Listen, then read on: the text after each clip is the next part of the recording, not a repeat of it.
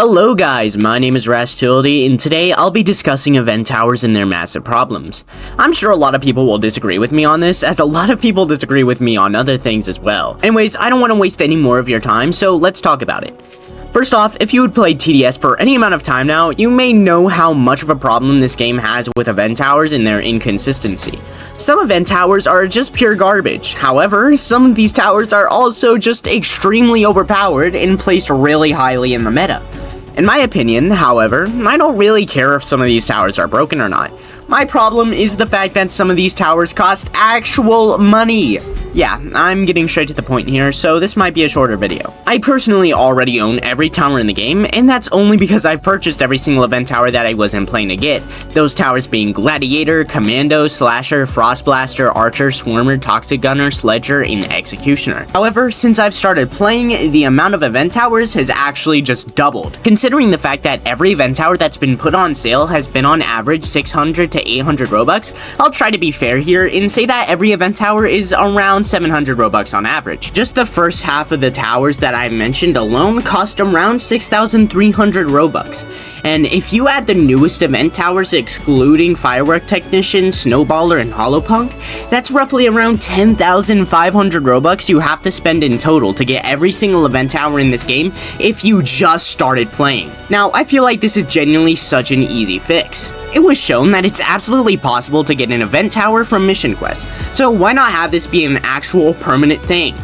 Basically, what I'm saying is, why can't event towers just come with a mission when they come back on sale?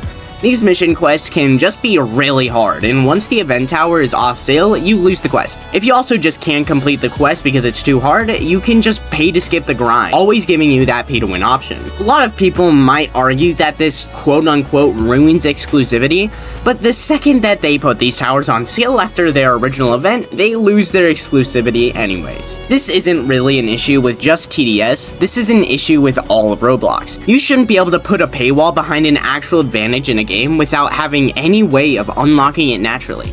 So, in my opinion, either don't give us these event exclusive towers back randomly on holidays at all, or give them to us plus the free-to-play players. They should also just make exclusive towers that they don't even ever feel like putting on sale obtainable naturally. Did you guys know that they put Gladiator on sale 6 times in the span of 4 years, while Slasher got put on sale once in the span of 4 years? This is also the same case for Commando and Frost Blaster, except it only took Frost Blaster 3 years. And Frost Blaster has not gotten a resale since 2023, even with the most recent Christmas event. Now, I bet since Swarmer is now objectively the most busted DPS in the game and is considered a meta tower, Gladiator is not gonna see the light of day for at least another year, while Swarmer will probably get 1 or 2 resales during the span of 2025. You might as well make Gladiator a tower that you can obtain normally as well, since we all know dang well that no one is buying Gladiator unless they want to collect. But guess what? Not everyone is a tower collector, and the people who aren't tower collectors probably won't want to spend the tower to get money for no reason, considering the fact that Gladiator is officially complete and utter garbage. So let's break it down. Put towers that aren't ever going to see the light of day, like Gladiator, Commando, Slasher, Toxic Gunner, Elf Camp, and Executioner, in maybe a monthly rotation as a mission quest. When they do come as a mission quest, give the option to buy it for around 5,000 coins, and then make the player complete a very hard quest line. However, if the quest line is too hard for them, they can always just pay to skip the quest line for Robux.